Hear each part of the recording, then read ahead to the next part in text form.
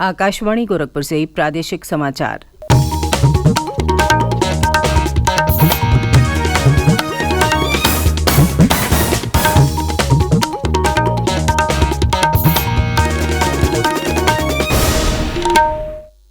नमस्कार, समाचार बुलेटिन के साथ मैं सुकीर्ति अस्थाना। पहले मुख्य समाचार। अयोध्या में श्री रामलला के दर्शन को उमड़े श्रद्धालु। पहले ही दिन 5 लाख से अधिक श्रद्धालुओं ने किए दर्शन। मुख्यमंत्री योगी आदित्यनाथ ने भी देर शाम अयोध्या का स्थलीय निरीक्षण कर जांची सुविधाएं। मुख्यमंत्री योगी आदित्यनाथ ने नेताजी सुभाष चंद्र बोस को दी श्रद्धांजलि। कहा, भारत के शौर्य और पराक्रम के प्रतीक हैं नेताजी। उत्तर प्रदेश लोक सेवा आयोग ने राज्य प्रवर अधीनस्थ सेवा परीक्षा 2023 का परिणाम किया घोषित। सहारनपुर के सिद्धार्थ गुप्ता ने किया टॉप। और लखनऊ सहित प्रदेश भर में कड़ाके की ठंड और शीतलहर का प्रकोप जारी।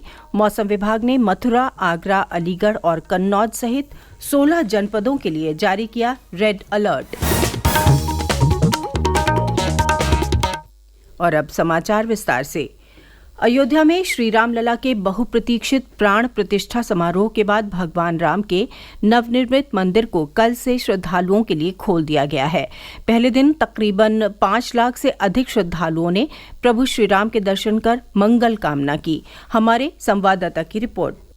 प्राण प्रतिष्ठा के बाद से ही अयोध्या में उत्सव का माहौल है। कल रात से ही बड़ी संख्या में श्रद्धालु नए बने भव्य मंदिर के सामने दर्शन को इकट्ठा हो गए थे। घंटों इंतजार के बाद आज सुबह जैसे ही मंदिर का द्वार खुला, राम भक्तों की भीड़ ने जय श्री राम के नारे के साथ मंदिर में प्रवेश किया। मंगल भवन अमंगल हारी, द्रवहु सो दशरथ अजर बिहारी। इस समय भी मंदिर के बाहर हजारों की संख्या में श्रद्धालु कतार में खड़े अपनी बारी का इंतजार कर रहे हैं। अयोध्या के अन्य क्षेत्रों में भी साधु संतों और श्रद्धालुओं की बड़ी भीड़ देखी जा रही है। इन सब के बीच आज रामनगरी में खुली धूप से श्रद्धालुओं को कड़ाके की ठंड से राहत मिली। मंदिर के अंदर और आसपास के इलाके सहित पूरे अयोध्या में सुरक्षा के पुख्ता इंतजाम किए गए हैं।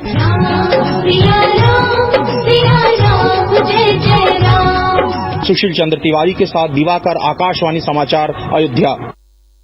श्री राम जन्मभूमि मंदिर में दर्शन के लिए उमड़े भक्तों के सैलाब को संभालने के लिए मुख्यमंत्री योगी आदित्यनाथ ने भी देर शाम अयोध्या का स्थलीय निरीक्षण करके श्रद्धालुओं के सुलभ एवं सहज दर्शन हेतु आवश्यक व्यवस्थाएं संचालित करने के निर्देश दिए।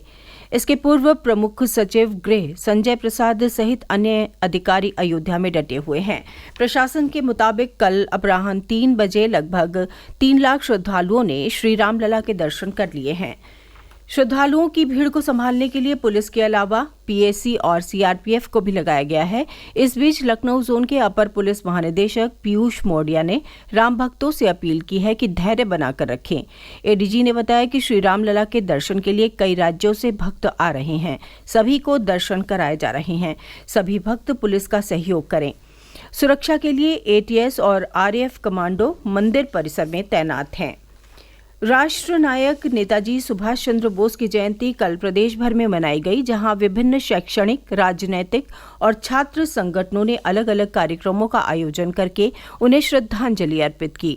नेताजी सुभाष चंद्र बोस की जयंती पर प्रधानमंत्री नरेंद्र मोदी कल शाम लाल किले में पराक्रम दिवस समारोह में शामिल हुए। कार्यक्रम के दौरान प्रधानमंत्री ने भारत पर्व का शुभारंभ किया, जो 31 जनवरी तक चलेगा। लखनऊ में आयोजित कार्यक्रम में मुख्यमंत्री योगी आदित्यनाथ ने कहा कि भारत की आजादी के आंदोलन के दौरान नेताजी ने युवाओं को अंग्रेजी हुकूमत के खिलाफ एकजुट होकर लड़ने की प्रेरणा दी। उन्होंने कहा कि नेताजी भारत के शौर्य और पराक्रम के प्रतीक हैं। नेताजी भारत के शौर्य और पराक्रम के प्रतीक रहे हैं और उन्होंने भारत के युवाओं को भारत के इस पराक्रम के साथ जोड़ने का काम किया। एक नए भारत के रूप में भारत को देख रहे हैं, पूरी दुनिया देख रही है। एक वर्ल्ड पावर के रूप में भारत स्थापित हो रहा है। भारत की इस वर्तमान स्थिति को इस पराक्रमी भारत के माध्यम से आगे बढ़ने के प्रेरणा स्रोत नेताजी सुभाष चंद्र बोस हैं। मैं इस अवसर पर एक बार फिर से उनकी स्मृतियों को नमन करते हुए अपने प्रदेश के सभी युवाओं का आह्वान करूंगा कि मातृभूमि के लिए हम जो भी कर पाएंगे वह कम होगा और जिससे आज की सबसे बड़ी आवश्यकता है कि हर व्यक्ति अपने अपने कर्तव्यों का ईमानदारी पूर्वक निर्वहन करे। प्रदेश सरकार की ओर से आज उत्तर प्रदेश दिवस के अवसर पर विश्व पटल पर प्रदेश का नाम रोशन करने वाली 2 विभूतियों को सम्मानित किया जाएगा। सम्मान के लिए गठित समिति ने चंद्रयान मिशन में महत्वपूर्ण भूमिका निभाने वाली वैज्ञानिक डॉक्टर रीतू करिधर श्रीवास्तव और फोर्ब्स और फॉर्च्यून जैसी पत्रिकाओं के कवर पर नियमित रूप से छाए रहने वाले कानपुर के उद्यमी नवीन तिवारी का चयन किया है। इन्हें उत्तर प्रदेश गौरव सम्मान दिया जाएगा। प्रादेशिक समाचार आप आकाशवाणी गोरखपुर से सुन रहे हैं। ये समाचार बुलेटिन हमारे YouTube channel AIR news Gorakhpur और ट्विटर हैंडल AIR_GKP पर भी उपलब्ध है। उत्तर प्रदेश लोक सेवा आयोग ने कल राज्य प्रवर अधीनस्थ सेवा परीक्षा 2023 के अंतिम परिणाम घोषित कर दिए हैं। इसमें सहारनपुर के सिद्धार्थ गुप्ता ने टॉप किया है, जबकि प्रयागराज के प्रेम शंकर पांडे ने दूसरा और हरदोई के स्वास्तिक श्रीवास्तव ने तीसरा स्थान हासिल किया है। घोषित परिणाम के अनुसार 251 उम्मीदवारों को सफल घोषित किया गया है, जिसमें 167 पुरुष और 184 महिला अभ्यर्थी चयनित हुई हैं। मेंस परीक्षा का परिणाम 22 जनवरी 2023 को घोषित किया गया था। मेंस परीक्षा में साक्षात्कार के लिए 451 अभ्यर्थी सफल घोषित किए गए थे। 8 जनवरी से 12 जनवरी के बीच साक्षात्कार का आयोजन हुआ। प्रधानमंत्री नरेंद्र मोदी ने लोगों से आकाशवाणी पर मन की बात कार्यक्रम के लिए अपने विचार और सुझाव आमंत्रित किए हैं। मन की बात कार्यक्रम की 109वीं कड़ी 28 जनवरी को प्रसारित होगी। लोगों के चुनिंदा विचारों को जनता के साथ साझा भी किया जाएगा। लोग MyGov ओपन फोरम में अपने विचार साझा कर सकते हैं।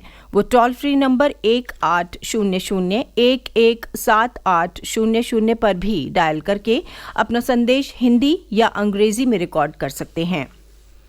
विधानसभा निर्वाचन क्षेत्रों की निर्वाचक नामावलियों के विशेष संक्षिप्त पुनरीक्षण के बाद कल अंतिम प्रकाशन मतदेय स्थलों पर किया गया। इस बारे में लखनऊ में जानकारी देते हुए प्रदेश के मुख्य निर्वाचन अधिकारी नवदीप रणवा ने बताया कि भारत निर्वाचन आयोग द्वारा घोषित कार्यक्रम के अनुसार अहर्ता तारीख 1 जनवरी 2024 के आधार पर प्रदेश के 403 विधानसभा क्षेत्रों में 27 अक्टूबर से 9 दिसंबर 2023 तक ऑनलाइन और ऑफलाइन माध्यम से दावे और आपत्तियां प्राप्त की गई थीं। इनके निस्तारण के बाद मतदाता सूची का प्रकाशन किया गया है। उन्होंने बताया कि इस पुनरीक्षण के दौरान कुल 57,03,304 मतदाताओं के नाम जोड़े गए हैं। इनमें 18 से 19 वर्ष की आयु के मतदाताओं के कुल 15,57,000 नाम जोड़े गए हैं, जो कुल जोड़े गए नामों का 27.29% है। मुख्य निर्वाचन अधिकारी ने बताया कि सभी राष्ट्रीय और राज्य स्तरीय राजनीतिक दलों को अंतिम प्रकाशित मतदाता सूची की प्रतियां उपलब्ध कराई जा रही हैं। विकसित भारत संकल्प यात्रा के अंतर्गत कल क्षेत्रीय खेल कार्यालय चित्रकूट धाम मंडल की ओर से महिला कबड्डी और पुरुष वॉलीबॉल प्रतियोगिता का आयोजन किया गया। महिला कबड्डी में जन सेवा इंटर कॉलेज की बी टीम और वॉलीबॉल में तेजपुर की टीम विजेता बनी। क्षेत्रीय क्रीड़ा अधिकारी ने विजेताओं को पुरस्कृत किया। राजधानी सहित प्रदेश भर में कड़ाके की ठंड और शीतलहर का सिलसिला जारी है। पिछले 24 घंटों के दौरान ज्यादातर इलाकों में दिन के तापमान में बढ़ोतरी हुई, लेकिन न्यूनतम तापमान में तेज गिरावट से गलन बढ़ गई है। कल गोरखपुर सहित कुछ जनपदों में धूप निकली, लेकिन बर्फीली हवा की वजह से खास असर नजर नहीं आया। पिछले 24 घंटों के दौरान प्रयागराज और आगरा मंडल में दिन के तापमान में कमी दर्ज की गई है। मौसम विभाग की ओर से मथुरा, आगरा, हरदोई, सीतापुर, अलीगढ़ और कन्नौज सहित 16 जनपदों के लिए रेड अलर्ट जारी किया गया है। इन जनपदों में घने कोहरे, शीत दिवस और शीत लहर की चेतावनी जारी की गई है। अंत में मुख्य समाचार एक बार फिर। अयोध्या में श्री राम लला के दर्शन को उमड़े श्रद्धालु। पहले ही दिन 5 लाख से अधिक श्रद्धालुओं ने किए दर्शन। मुख्यमंत्री योगी आदित्यनाथ ने भी देर शाम अयोध्या का स्थलीय निरीक्षण कर जांची सुविधाएं। मुख्यमंत्री योगी आदित्यनाथ ने नेताजी सुभाष चंद्र बोस को दी श्रद्धांजलि। कहा, भारत के शौर्य और पराक्रम के प्रतीक है नेताजी। उत्तर प्रदेश लोक सेवा आयोग ने राज्य प्रवर अधीनस्थ सेवा परीक्षा 2023 का परिणाम किया घोषित। सहारनपुर के सिद्धार्थ गुप्ता ने किया टॉप। और लखनऊ सहित प्रदेश भर में कड़ाके की ठंड और शीतलहर का प्रकोप जारी। मौसम विभाग ने मथुरा, आगरा, अलीगढ़ और कन्नौज सहित 16 जनपदों के लिए जारी किया रेड अलर्ट।